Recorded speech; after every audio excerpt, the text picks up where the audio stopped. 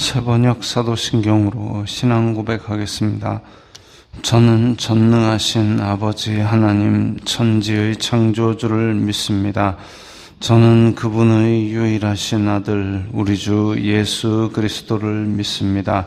그분은 성령으로 잉태되어 동정녀 마리아에게서 나시고 본디오 빌라도에게 고난을 받아 십자가에 못 박혀 죽으시고 장사된 지 사흘 만에 죽은 자 가운데서 다시 살아나셨으며 하늘에 오르시어 전능하신 아버지 하나님 우편에 앉아 계시다가 거기로부터 살아있는 자와 죽은 자를 심판하러 오십니다. 저는 성령을 믿으며 거룩한 공교회와 성도의 교제와 죄를 용서받는 것과 몸의 부활과 영생을 믿습니다. 아멘. 거룩하신 하나님 아버지 감사합니다. 간밤에도 편히 쉬게 해주시고 새벽에 기도하는 자리에 불러주시니 감사합니다. 이 시간 저희들이 마음 중심으로 주님을 경외하게 하여 주시옵소서. 예수님 이름으로 기도드리옵나이다. 아멘. 찬송가 505장입니다. 찬송가 505장입니다.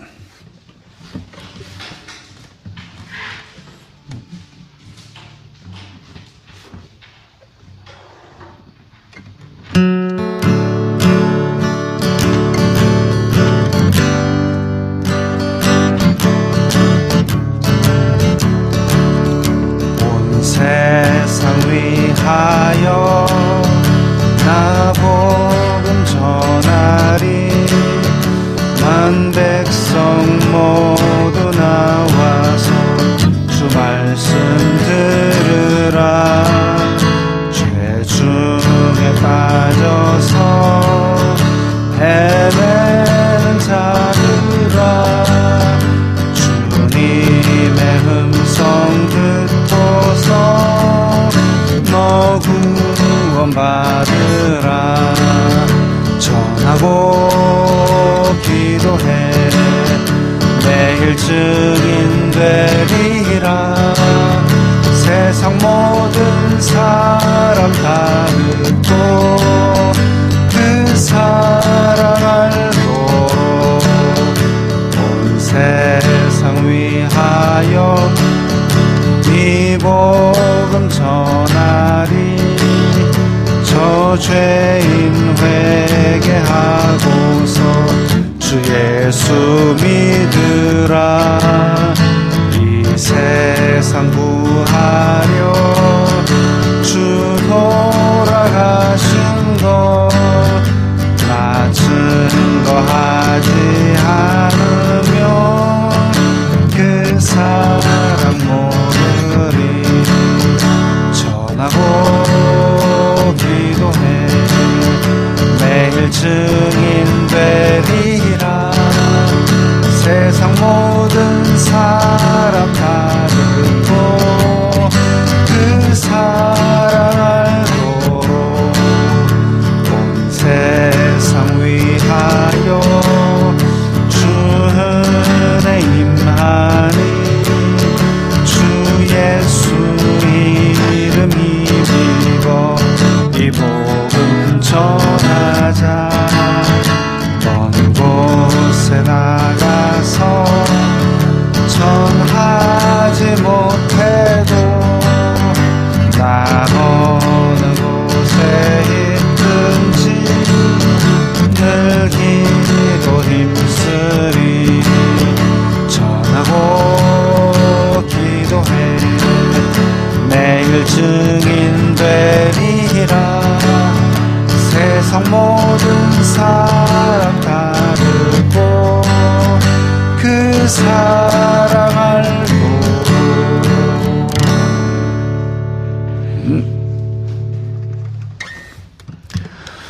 오늘 말씀은 예레미야 7장 8절부터 20절까지의 말씀입니다.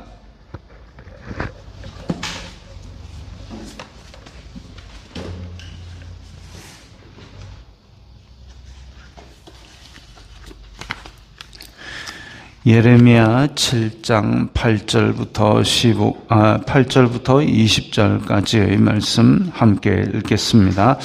보라, 너희가 무익한 거짓말을 의존하는도다.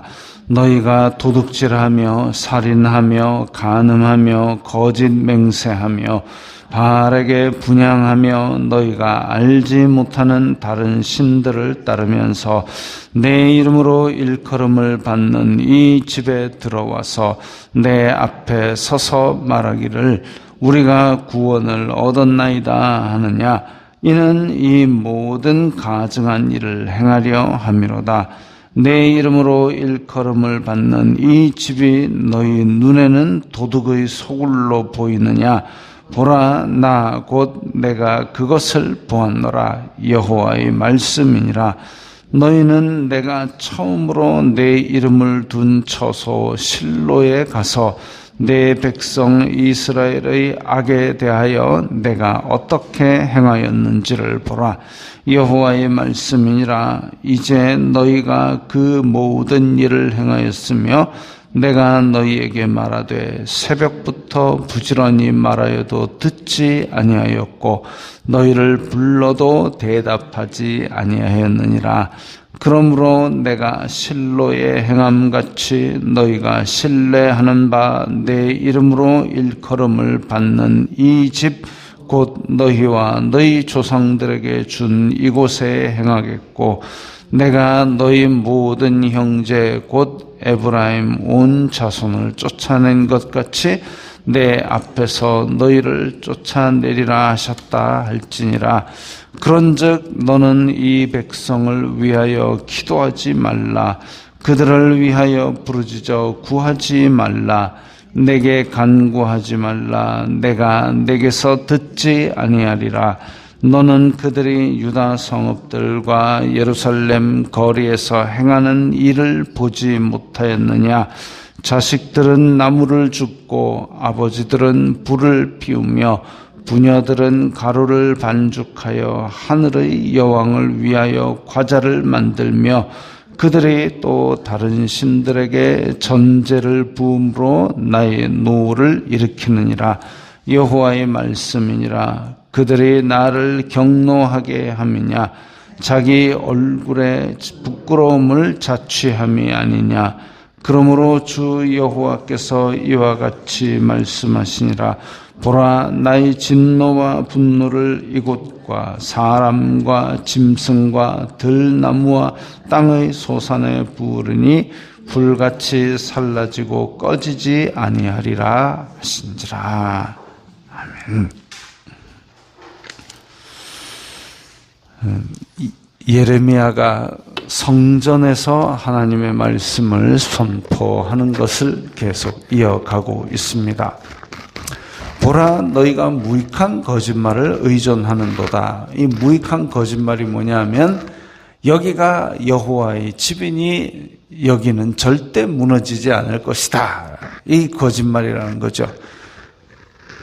그래서 이 이스라엘 자손들은 자기가 죄를 지으면서 심판당할 것을 전혀 생각하지 않고 예루살렘 성전, 하나님께서 받으신 이 성전이 있으니까 우리는 절대 멸망하지 않아 라고 착각하고 있습니다. 많은 거짓 선지자들이 평화로다, 여기 있으면 절대 안 망한다라고 얘기하고 있지만 그런 말들을 다 예레미야는 한마디로 무익한 거짓말이다 라고 정의 내리고 있습니다.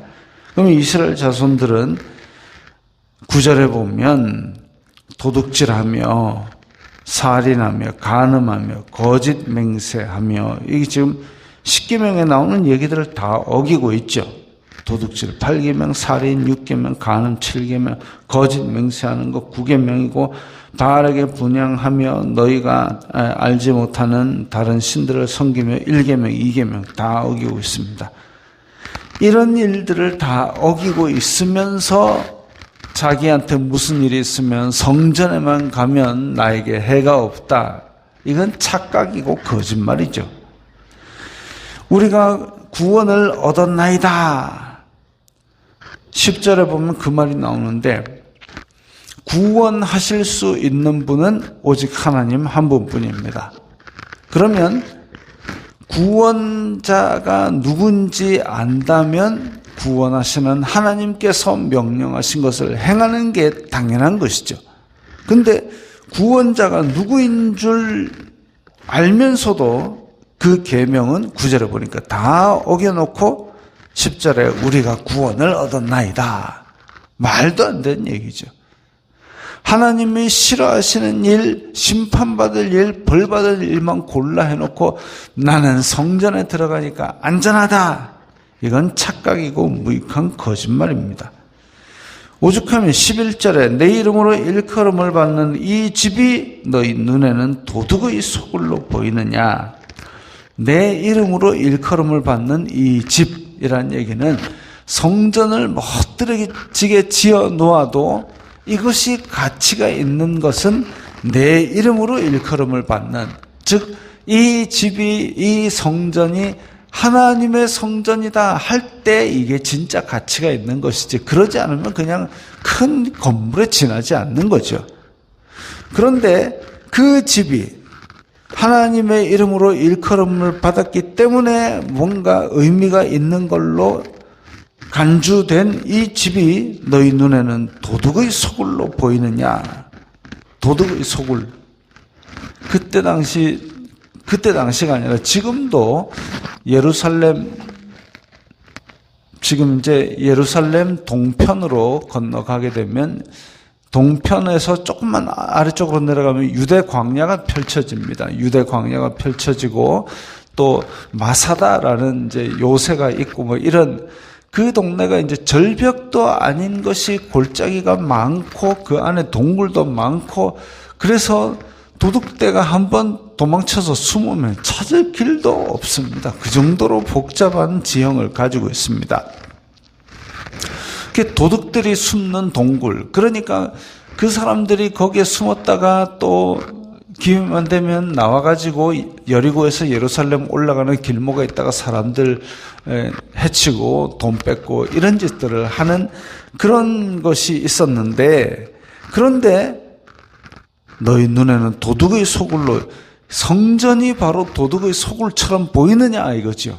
성전이 도둑의 소굴로 보이느냐, 두 가지의 의미가 있습니다. 첫 번째는 뭐냐면 나쁜 짓을 그렇게 하고도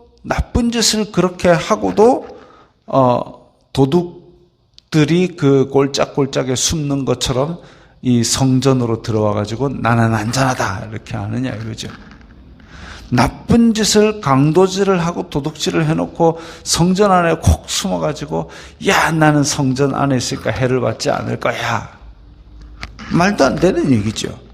두 번째는 이제 이 도둑의 소굴이라는 얘기가 제사장과 유대인과 이런 사람들, 종교 지도자들도 포함이 되는 얘기인데 예수님 시절에 똑같은 얘기가 있었지 않습니까? 예수님께서 채찍을 만들어가지고 다 뒤집어 엎으시면서 너희들은 내 집은 기도하는 집인데 너희들은 도둑의 소굴로 만들고 있느냐?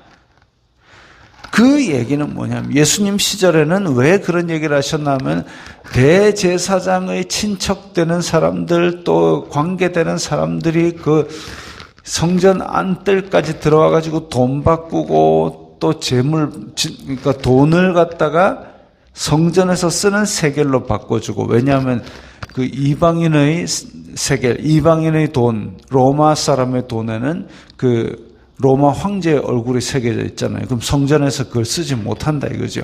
그래서 성전 세겔로 바꿔줍니다. 그 성전 세겔로 바꿔줄 때 환전 수수료를 떼는데 그게 한 20% 띱니다. 이런 도둑놈들이 어디 있겠습니까? 그런데 그 도둑놈들이 누구냐면 대제사장과 그의 연줄이 되는 친척들, 친지들이죠. 대제사장이 그런 일을 못하게 해야 되는데 앞장서서 그 일을 해가지고 그 돈으로 백성들을 긁어내질합니다. 또 재물, 저 갈릴리에서부터 양떼를 몰고 오면은 혹시나 다리 삐고 이러면 재물을 못 드리니까 그 갈릴리에서 오고 막 멀리서 오는 사람들은 돈만 들고 옵니다.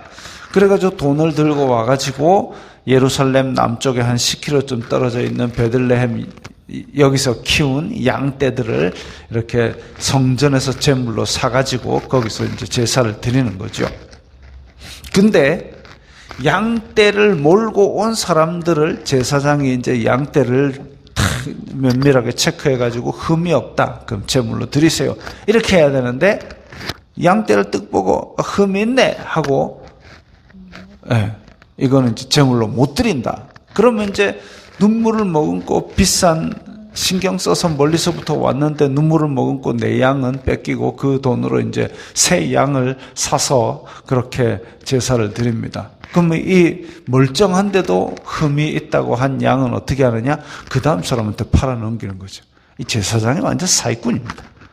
그 예수님께서 그 모습을 보시니까 이제 이걸 다 뒤집어 엎고 너희의 지금 하나님의 집은 아버지의 집은 기도하는 집인데 너희들은 도둑놈 소굴로 만들었다라고 했는데 그게 바로 이 오늘 본문 7장 11절의 인용입니다. 예수님께서 그때 당시에도 이렇게 제사장들이 도둑의 소굴로 만들어가지고 백성들을 긁어이질했는데 예수님 때도 똑같이 그 짓들을 제사장들이 하고 있으니까 이게 도둑의 소굴이냐라고 그렇게 뒤집어 엎으신 것이죠. 자, 그래서 지금 예레미야 시절에 도둑의 소굴로 보이느냐라는 그 말은 하나님께서 그 말씀을 하신 것은 이때 당시에도 이때부터 제사장들이 지금 백성들한테 사기치고 돈 뜯어먹고 그러기 바빴다는 얘기입니다.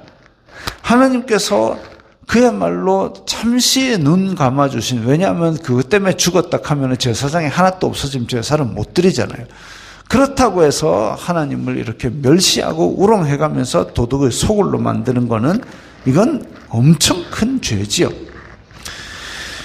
그래서 하나님께서 제안을 하십니다. 너희는 실로에 가서 내 백성 이스라엘을 죄지었을 때 내가 어떻게 행하는지 보라. 실로가 뭐냐면 이스라엘 자손들이 언약궤를 메고 성막을 갖고 가나안 땅에 정착했을 때 그걸 이제 언약궤를 놔둘 곳이 있어야잖아요.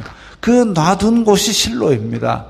근데 실로에 천막 치고 언약궤에 놔두었을 때 그것이 어떻게 됐느냐? 블레셋과 전쟁할 때에 싹 파괴되어 버렸습니다. 하나님께서 이스라엘 자손들이 죄를 지으니까 그냥 천막에 지나지 않는 그것을 의존하고 있는 이스라엘 자손들, 야, 이게 뭔 부적이냐? 아무 의미 없다. 너희들이 죄 짓고 내가 떠난 성막은 성막이 더 이상 아니다. 이거죠. 그것을 보았다면 이스라엘 자손들은 성전도 마찬가지로 야, 우리가 죄 지어가지고 하나님이 이 성전을 버리면 이거는 그냥 건물일 뿐이지 아무것도 아니구나. 우리가 행실을 똑바로 해야 되겠구나. 그래야 되는데 그게 아니죠. 북왕국이 패망하는 걸 보면서도 북왕국의 어그러진 길로 행했던 유다 자손들, 진짜 멸망받아 마땅할 상황을 만들고 있습니다. 이스라엘 자손들이 이렇게 환난을 겪고 침략을 겪는 이유는 하나님이 사랑 없어서, 하나님이 손이 짧아서, 하나님의 귀가 없어서 듣지 못하심이 아니라 너희 손이 죄악에 물들어가지고 너무 더러워서 그렇다라는 것을 이사야에서도 말씀하시고 누누이 강조하고 계십니다. 그래가지고 16절에 보면 예레미야에게 하나님께서 너는 이 백성을 위하여 기도하지 말라 이렇게. 왜냐하면 예레미야는 하나님의 선지자로서 이스라엘의 죄악을 지적하고 말씀을 선포하고 돌아오라고 외치고 그렇게 하면서 동시에 이스라엘 백성들의 죄악상을 하나님 앞에 기도하면서 이들을 용서해 주세요. 이게 이제 선지자들이 하는 중보적 사명입니다. 제사장 나라가 되었다 그러면 열방들의 죄를 짊어지고 하나님 이 열방들을 건져주세요 하는 게 이 제사장 나라의 중보자적 사역입니다. 그런데 예레미야에게 너는 이 유다 백성을 위해서 기도하지 말라. 그건 뭐냐면 네가 기도하면 내가 이 심판을 늦추든지 뭐 없애든지 해야 되는데 그렇게 해서는 안 될 지경까지 얘들이 지금 죄를 심각하게 저지르고 있다는 겁니다. 그래서 공의의 하나님이 심판하지 않을 수 없는 지경이다. 18절에 보면 자식들은 나무를 줍고 아버지는 불을 피우며 부녀들은 가루를 만들어 이 지금 온 가족이 다 함께 공동체가 총체적으로 뭐하고 있느냐? 여왕을, 하늘의 여왕을 위하여 과자를 만들며 다른 신들에게 전제를 붓고 있다. 이게 온 가족이 총체적으로 하나님을 배신하는 죄를 짓고 있다 이거죠. 공동체 전체가 완전히 썩었다. 전적으로 썩었다. 이런 안타까운 일을 보면서 하나님의 마음을 가지고 선지자는 땅을 치며 하나님 앞에 눈물로 애통하고 기도를 하는 게 정상인데 예레미야야 너 이 백성 위해서 기도하지 마라. 도저히 안 되겠다. 네가 기도한다고 듣고 싶지 않구나라고 이야기를 하고 계신 것입니다. 20절 그러므로 주 여호와께서 이와 같이 말씀하시니라 보라 나의 분노를 이곳과 사람과 짐승과 나무와 땅의 소산에 부으리리. 에덴 동산에서 사람이 죄를 지으니까 땅이 가시덤불과 엉겅퀴를 내었습니다. 그 땅에 하나님께서 거하기를 허락하신 사람이 죄를 지으면 그 땅과 피조 세계가 다 함께 저주를 받습니다. 지금 그런 지경이지요.